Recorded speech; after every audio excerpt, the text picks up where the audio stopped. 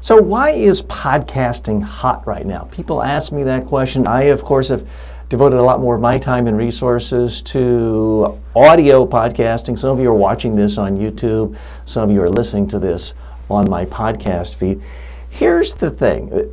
There's been an explosion of new media options in the last 20 years, obviously. You can blog, you can create electronic books on Kindle, you can do YouTube videos.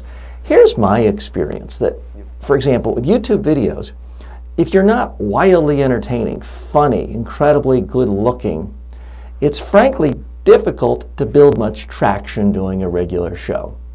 The other problem is even if you're connecting with people on YouTube, on Google Hangouts or with Skype video, it is hard to interview guests and have the quality come across. And if you're doing guests coming to you, well, then you have the whole infrastructure issue of a full studio, and you need to be centrally located in New York City or Los Angeles.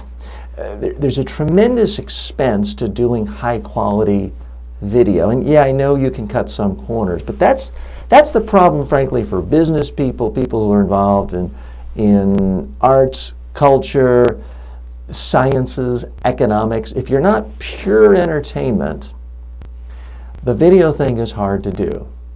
Blogs, there's so much competition. Yes, some people break through, like Seth Godin, and has millions and millions of people reading his blog every day. But for many people, that's a hard thing to do.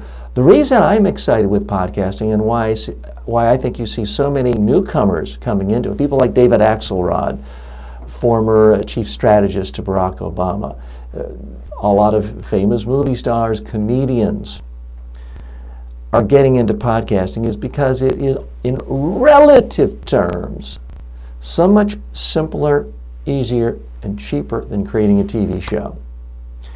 It has so many promotional hooks available to it because you can interview people from all over the world and they don't have to come to you, you don't have to come to them, and then you can have your guest promoted, or people who are looking for that guest can find it in a way that if you're just doing your own YouTube videos and it's just you, again, unless you're wildly entertaining or Justin Bieber, people probably aren't actively seeking out you. They're not actively seeking out me. That's the beauty of podcasting. From a technical standpoint, it is infinitely easier to produce a quality podcast than it is a quality TV show. TV shows, people are spending $500,000 per episode on a lot of network TV. But for less than $1,000, you can create a quality podcast that certainly doesn't sound any different than what people have been used to listening to on AM talk radio.